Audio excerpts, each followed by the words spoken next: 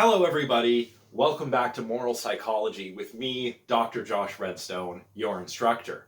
What I thought I would do today, as I mentioned last time, was talk a little bit about what psychology is all about, on the one hand, and what philosophy, particularly moral philosophy, is all about, on the other hand.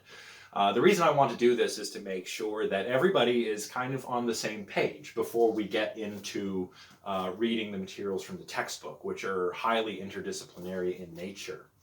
So what I'll do is talk a little bit about what psychologists do, how they do it, and what moral philosophers do and how they do it. I'll probably spend less time talking about psychology than I will talking about philosophy, because this is, albeit an interdisciplinary course, it is a philosophy course primarily. But this way, hopefully everybody's on the same page. The philosophy students will be familiarized with psychology, and the psychology students will be familiarized with philosophy. I'll say a little bit about the methodologies of psychology, and then I'll move on to outline some moral theoretic frameworks that will be important to know as we proceed through the textbook. And then finally, we'll end with some discussion of some thought experiments, because we're going to be using quite a few of those in this class. And this book contains many chapters in which thought experiments of one kind or another feature. So, with that said, let's get started. Of course, this being a moral psychology class, it's very interdisciplinary. Here, we're trying to understand the psychological underpinnings of morality. And morality is, as we'll see, all about understanding right and wrong, good and bad. How do we act good? How do we behave as good members of society or good human beings? How do we live a good life? Those are the kinds of things that moral philosophy is concerned with. And of course, the cognitive machinery that underwrites all of this stuff is that's the psychological aspect. That's what psychologists are interested in studying here. But these two areas, moral philosophy on the one hand and psychology on the other hand, differ fundamentally from one another in a pretty important way. And for this video lecture, I'm going to call that the descriptive-normative distinction. So what do I mean by that? Well, moral philosophy, as I mentioned a moment ago, is the philosophical study of morality. All of that stuff I just mentioned. How do we know what is good? How do we live a good life? Those kinds of things.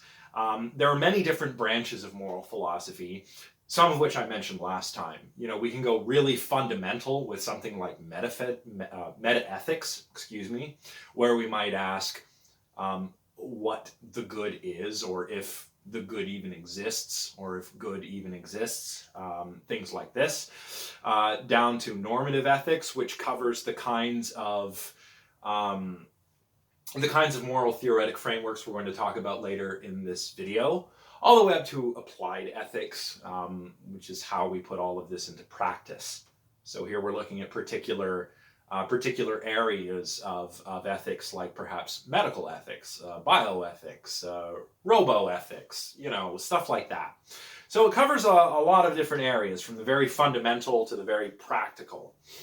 But it is normative, whereas psychology is descriptive. Now, psychology, again, like philosophy, many, many different branches. I mean, we've got cognitive psychology. Going back in time, we've got behaviorism, which I suppose is not really a thing anymore, but there are still behavioral psychologists who study behavior. Going even further back, we've got psychophysics. And then toward the future, or the present day, I should say, we've got all kinds of other fields like clinical psychology, developmental psychology, evolutionary psychology, all kinds of different branches, just like philosophy, but it is descriptive rather than normative. Okay, so philosophy is normative, psychology is descriptive. I haven't really told you what that means yet.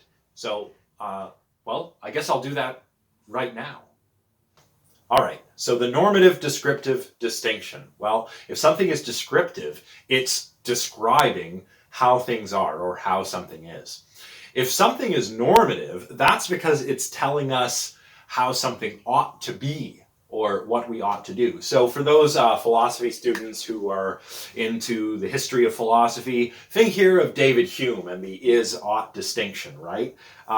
Descriptive stuff gives us the is. Normative stuff gives us the ought. So normative things like philosophy, particularly moral philosophy in this case, are like prescriptive, right? They tell us what we ought to do.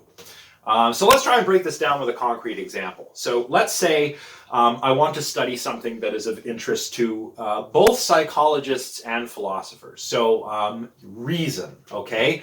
Reason is a big one for philosophers, you know, the natural light of reason and all of that. Okay, we want to study reason, how people think. Great. Well, how would a philosopher do that and how would a psychologist do that? If a philosopher is more normative and a psychologist is more descriptive.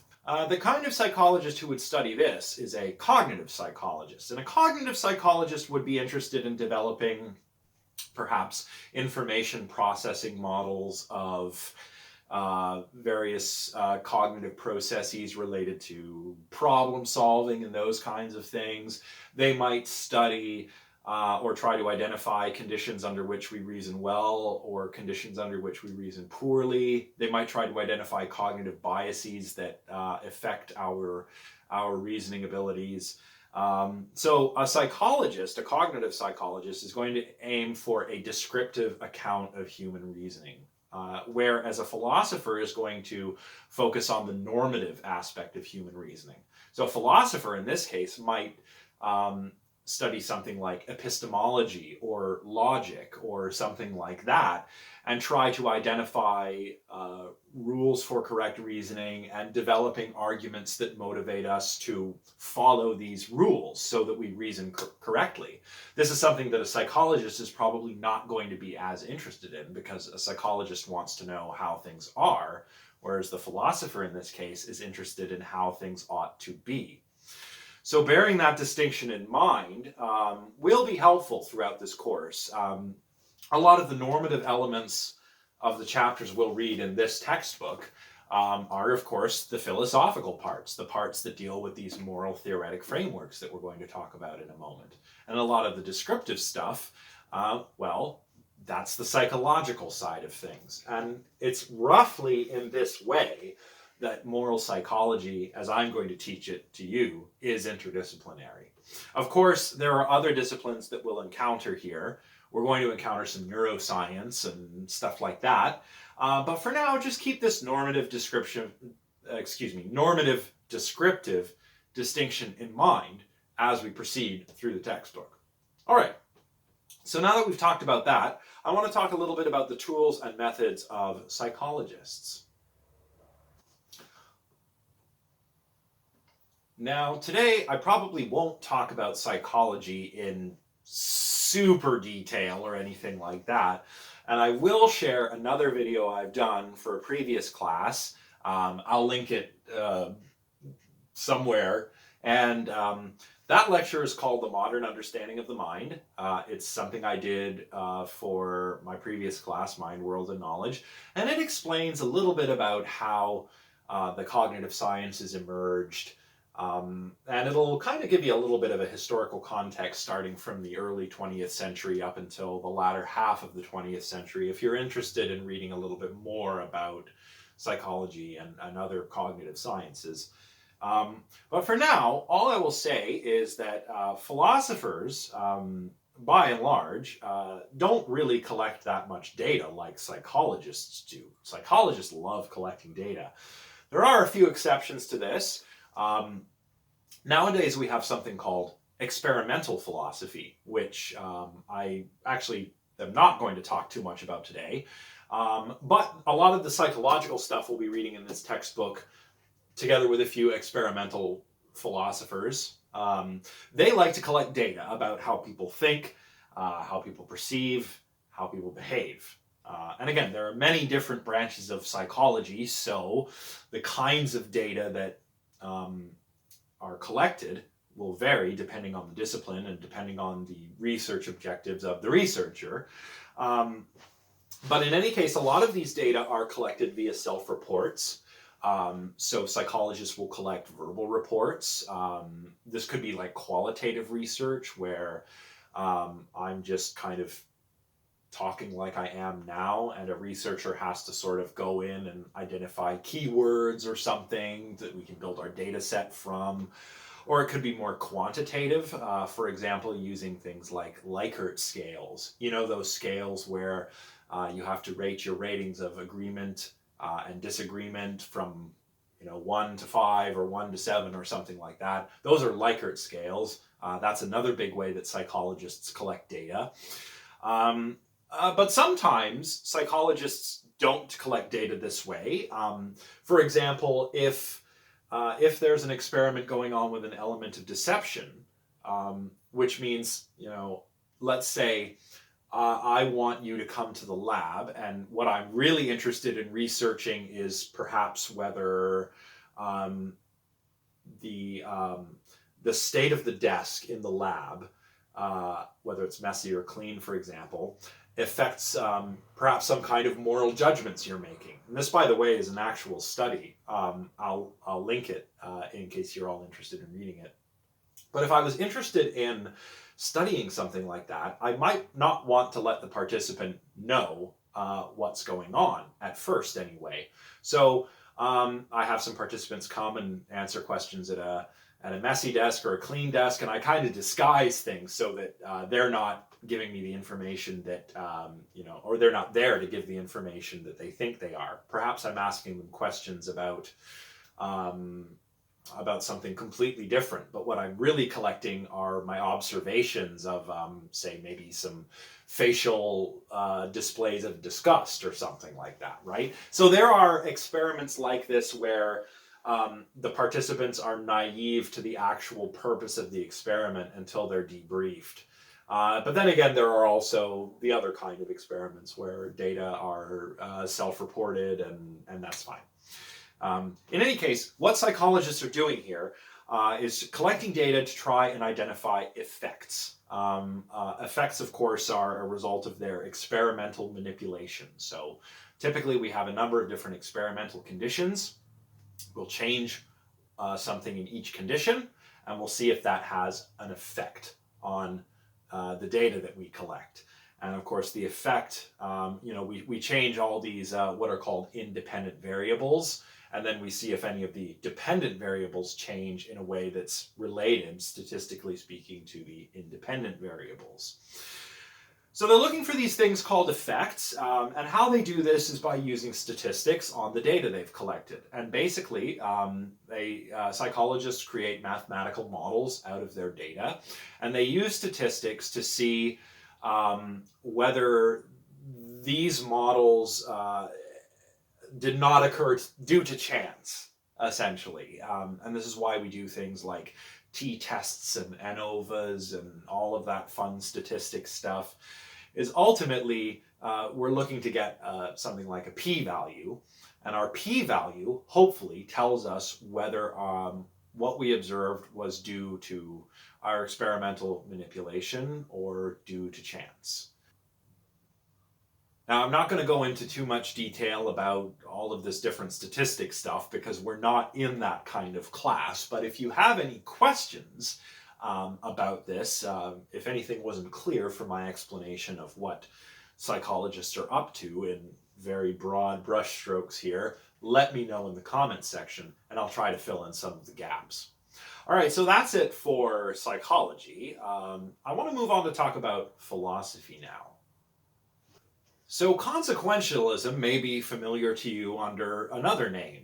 There's a particular form of consequentialism known as utilitarianism, which is associated with thinkers like Jeremy Bentham and John Stuart Mill.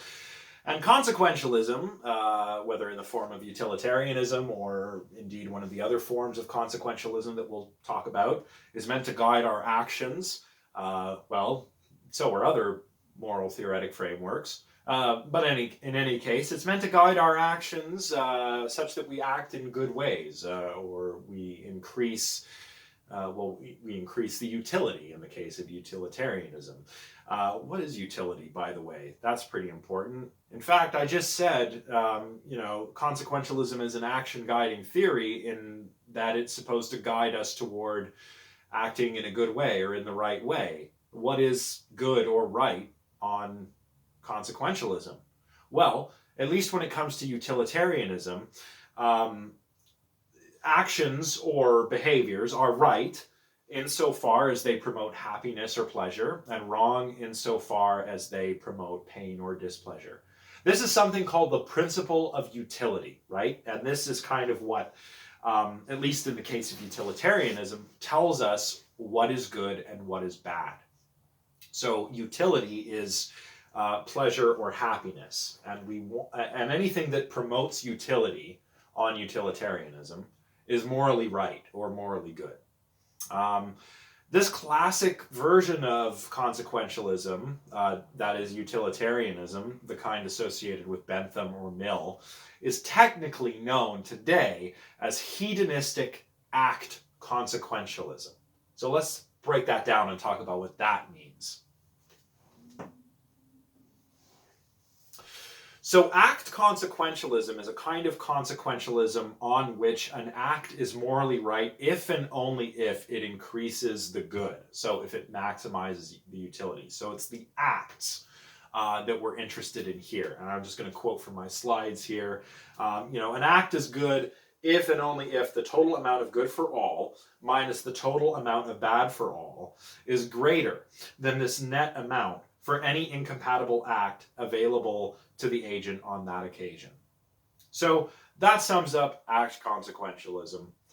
What about hedonism, though? Well, hedonism is a word that comes from the ancient Greek word hedone, and hedone just means pleasure. So hedonism is the view that the only intrinsic good is pleasure or happiness, and pain or displeasure is the only intrinsic bad. So act consequentialism says that acts are morally right if they increase the good, and what is good is pleasure or happiness. And that sums up hedonistic act consequentialism, also known as classic utilitarianism. Now, of course, there are lots of variations on this. For example, there's qualitative hedonism, which I mentioned in my slides. Qualitative hedonism emphasizes the fact that there are higher and lower pleasures, and if we've experienced both kinds of pleasures, well, any reasonable person, at least according to John Stuart Mill, would prefer the higher pleasures. Higher pleasures are things like reading poetry or listening to music or doing philosophy or spending time with your friends, family, or loved ones.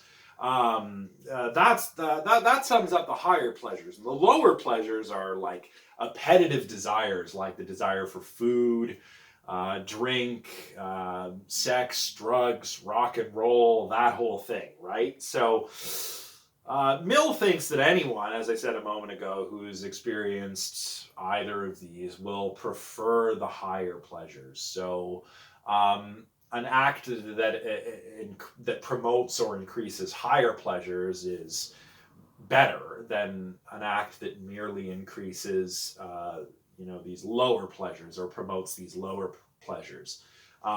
This is all summed up in a nice quote from Mill, which says, "It is better to be Socrates dissatisfied than a pig satisfied." Socrates was, of course, all about the life of the mind, and pigs aren't. So that captures that nicely. Let's move on.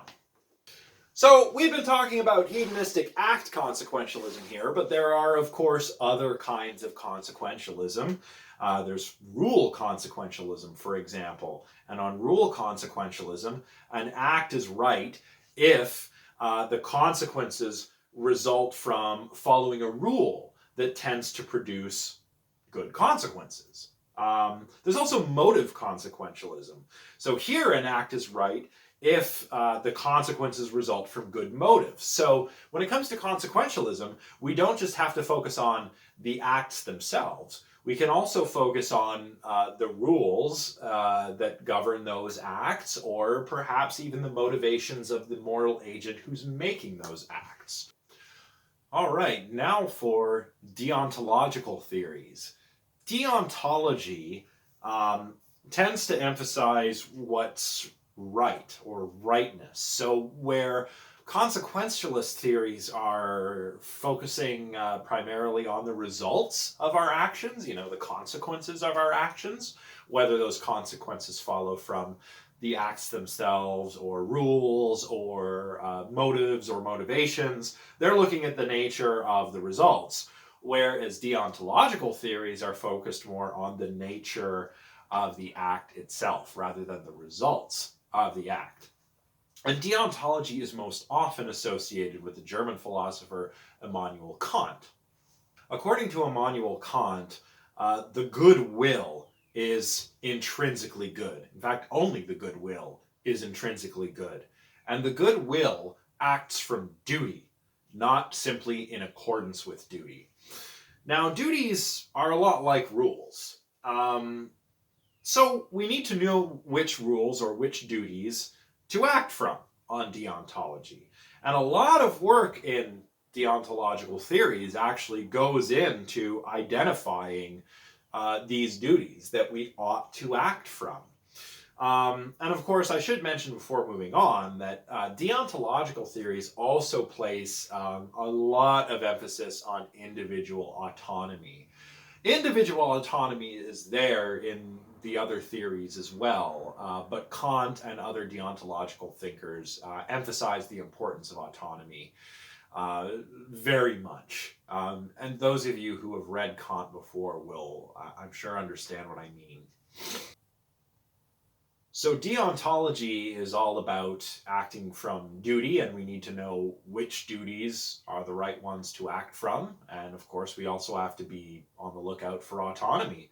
And Kant provided a number of different formulations of something that he called the categorical imperative to help us identify these deontic duties or these deontic rules.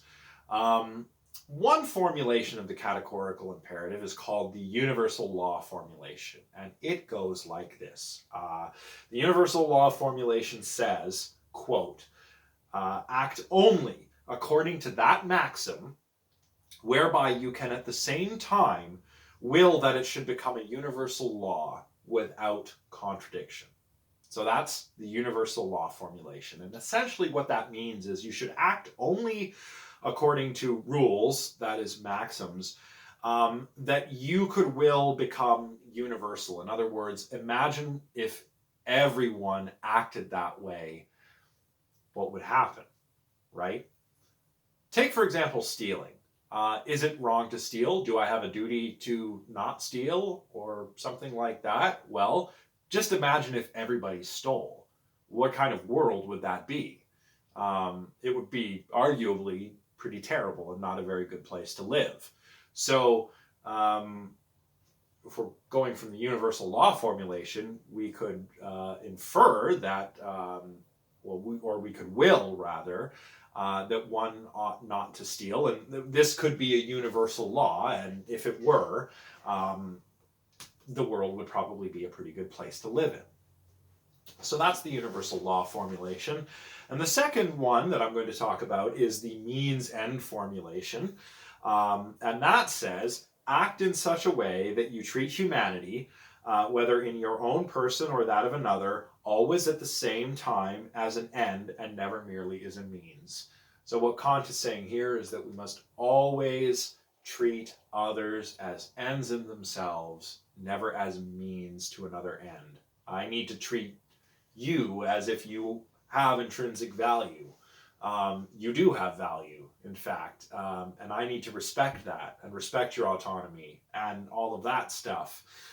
If I'm just using you as a means to an end, well, that's not very good, according to Kant. So those are two formulations of the categorical imperative that can help us derive these deontological duties, and we can apply these, as sorts of tests of our own behavior or of rules that we're considering following, or if we're trying to determine whether we ought to adhere to some duty or another. We can apply these as sort of tests to check whether these duties might be the right sort of duties for us to adhere to. Okay. So deontological theories tend to be either agent-centered or patient-centered.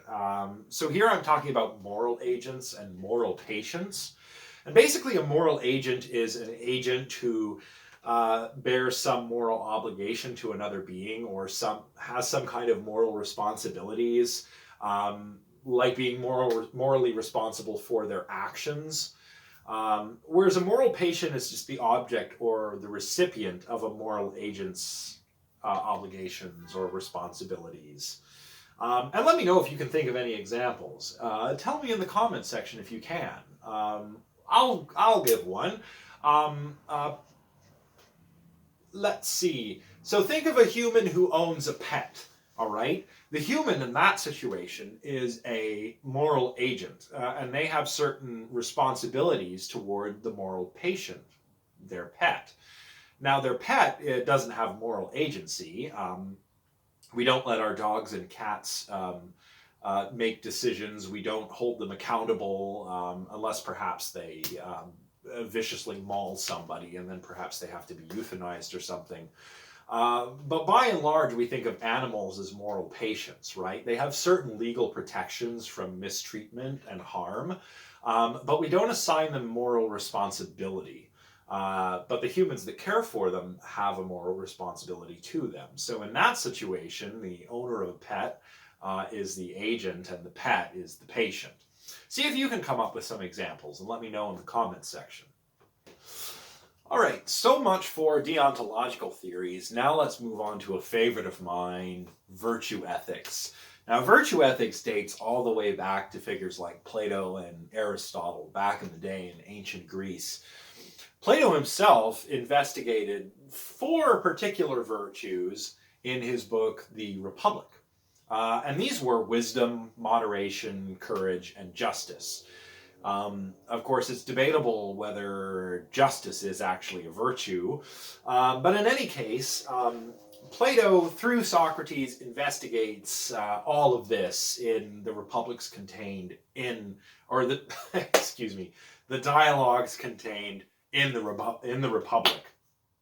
Now, to understand Plato and his whole take on what virtues are, you've got to understand how Plato thought of the human soul. Plato believed in something called the tripartite soul. In other words, a soul with 3 parts. We had a spirited soul, he believed, and the spirited soul that's the emotions or the passions. We have an appetitive soul, which is like our appetites, our desires for food, drink, sex, those kinds of things. And then finally we have the rational soul, where we have reason, wisdom, or logos, as the ancient Greeks would have called it. That is for reason, I mean. Now for Plato, a virtue like moderation, or perhaps even justice, if you think of justice as a virtue, is all about the good functioning of these 3 parts of the soul together. So Plato uses the analogy of a chariot, right, to illustrate a well-functioning soul, a soul that has moderation and justice, and a virtuous soul, okay? So the chariot here is like our rational soul, and the 2 horses in front of the chariot, those are like our appetitive soul and our spirited soul. Now, moderation is like a good charioteer whose horses work together and don't compete with one another. And the chariot is controlled. It's a smooth ride, if you want to put it that way, right? So if there's a person a virtuous person, or if there's a person who has virtue, then that person has learned to get their soul in order, if you want to put it that way, by doing philosophy and asking the right questions and examining their self and their life and working out how to have this properly functioning soul, where we have our rational soul charioteer, whose horses that are the appetitive soul and the appetitive soul and the spirited soul do not compete with one another, but who work together and listen to the commands of the rational soul. Now, Aristotle really helped develop virtue ethics, and in a lot of ways, virtue ethics is still very Aristotelian to this day. In fact, Aristotle thought that the ability to use reason, or logos, was a human excellence or a human virtue. In fact, something I should mention is that that's the word that's often translated in these ancient Greek works for virtue is arete, and arete simply means excellence. So when we talk about what virtues are, we're talking about these sort of traits of excellence, I suppose, right?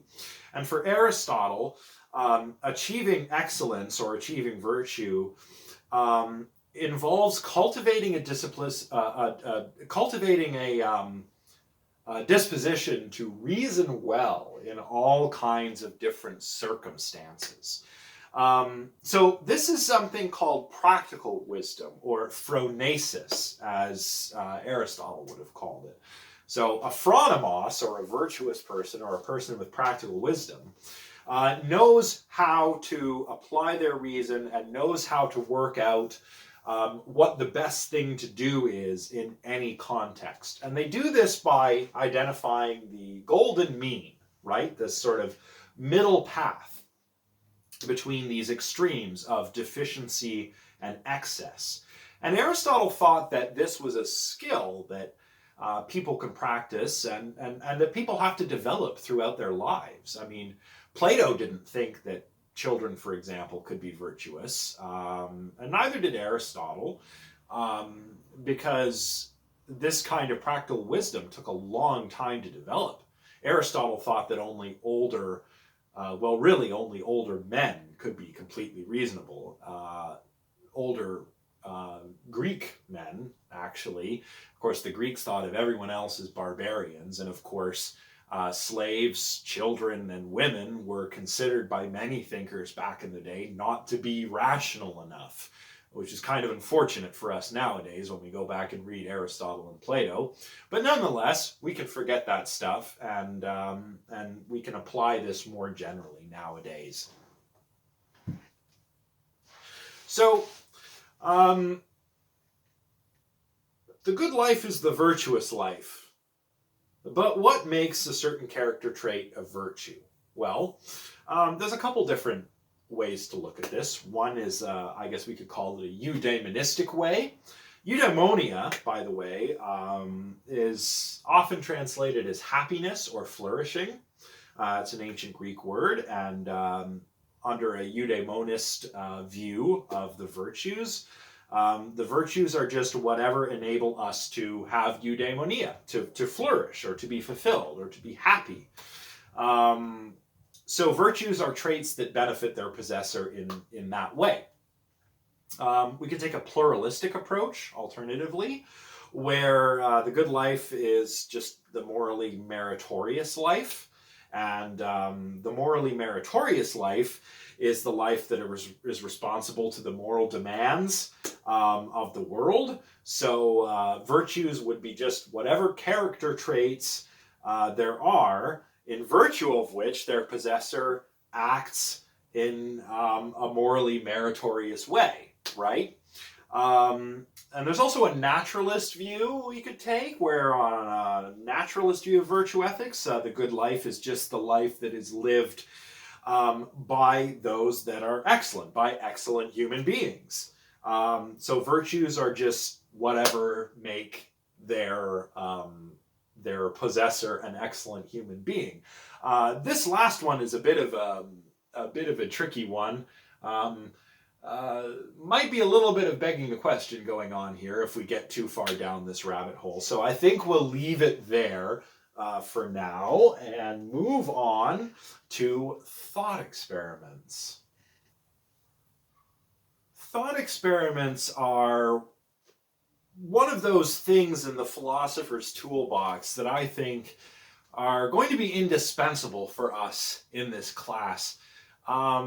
Perhaps even more important than the moral theoretic frameworks we've just discussed.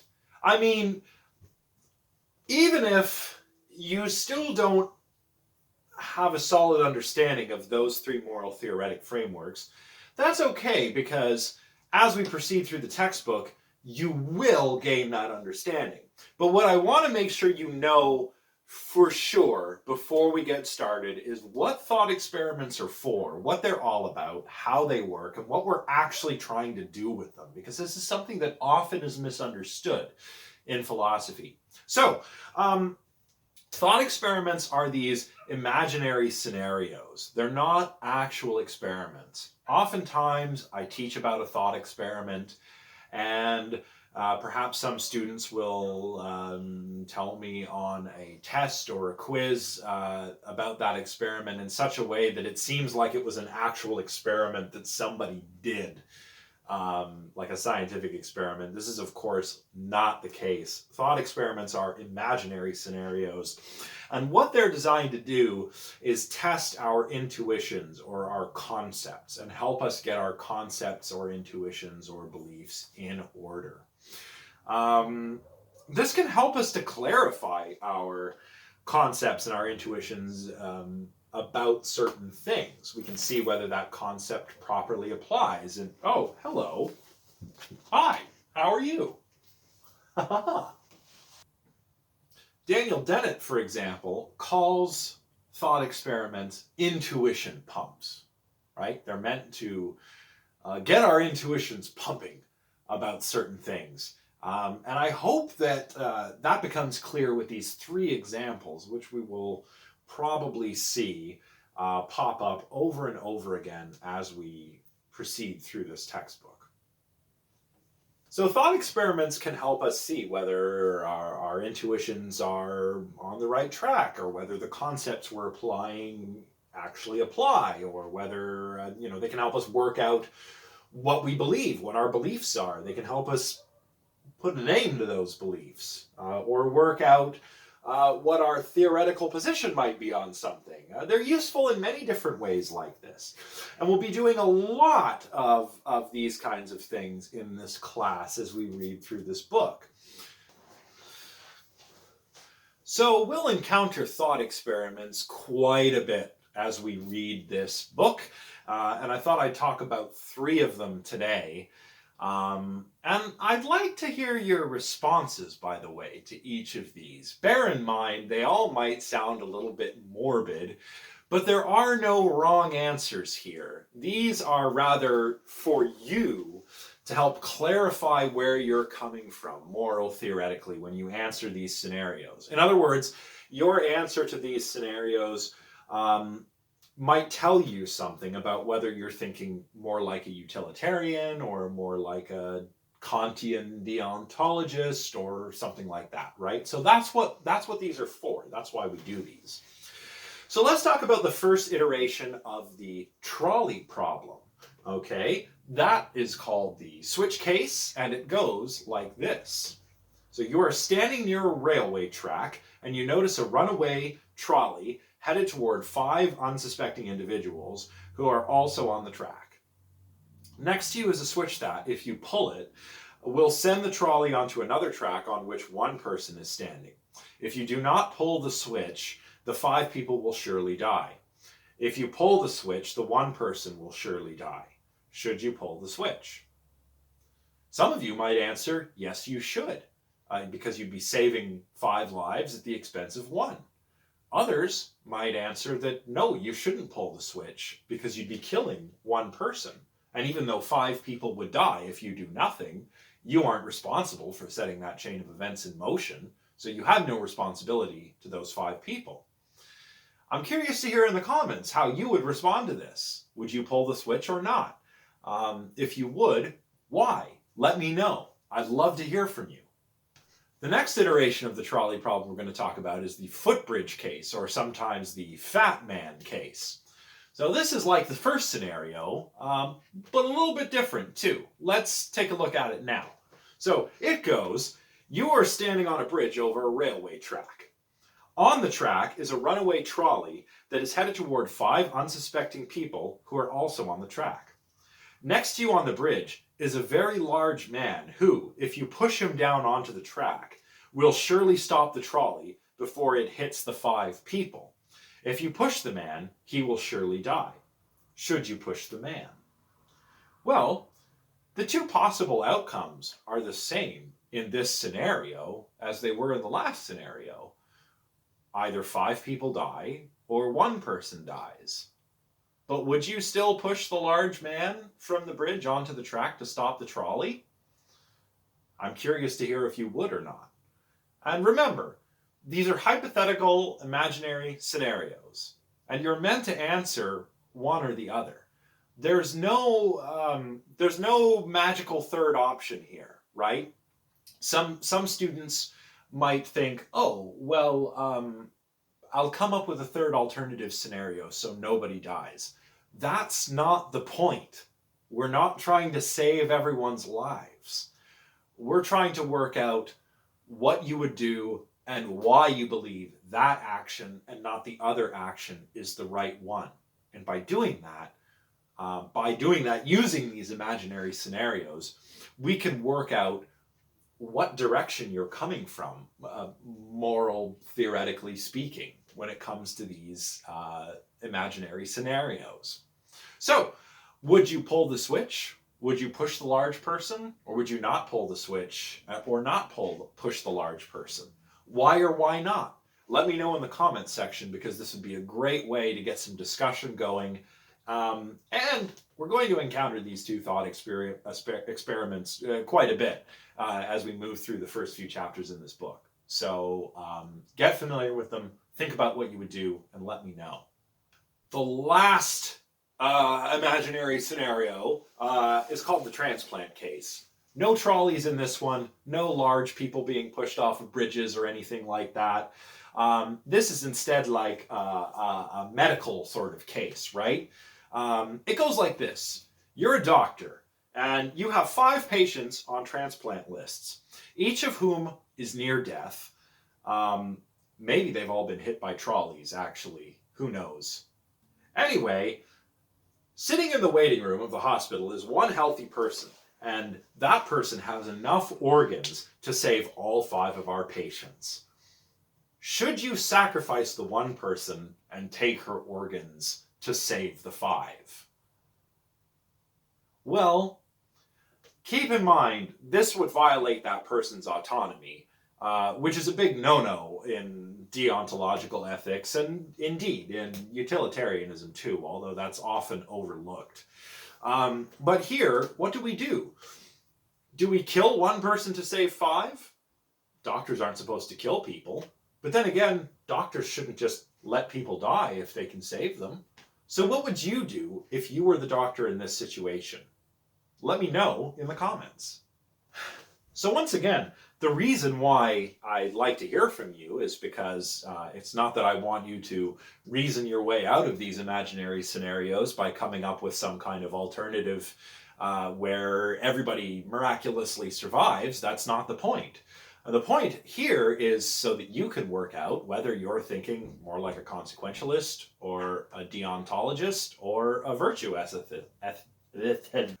ethicist. So for example, let's take the switch case of the trolley problem. If you pull the switch to save the 5 people at the expense of 1, well, that's a pretty consequentialist judgment. So maybe if you decide to do that, you're thinking in consequentialist terms. Or think of the footbridge case. Maybe you decided not to push the fat man off the bridge. Why? Well, maybe you're thinking like a deontologist. It's never right to use a person as a means to an end or to violate their autonomy. And we would be doing both if we push the large man off the bridge to stop the trolley. And of course, the same kind of things apply in the transplant case and the many other cases that we'll encounter in this book. I don't want to spoil any of them, though, so I think I'll leave it at these two iterations of the trolley problem and the transplant case for today.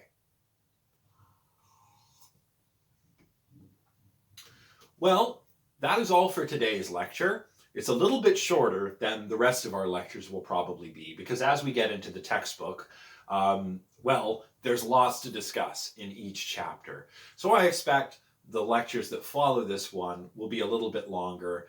If you need to watch these lectures a little bit at a time, that's fine. If it helps you digest the material better by going through it a little more slowly, that's fine with me. So our next lecture is going to be about chapter 1 from our textbook. So if you don't have the textbook yet, make sure you get a hold of that campus bookstore and go and pick up your copy of the Moral Psychology Handbook. We're talking about chapter 1, as I mentioned, which is all about the evolution of morality. And again, remember, I want to hear from you, especially with respect to the thought experiments we covered here, the two iterations of the trolley problem and the transplant case. I'd love to hear what you think of those. What would you do in those situations? I believe that's all for now.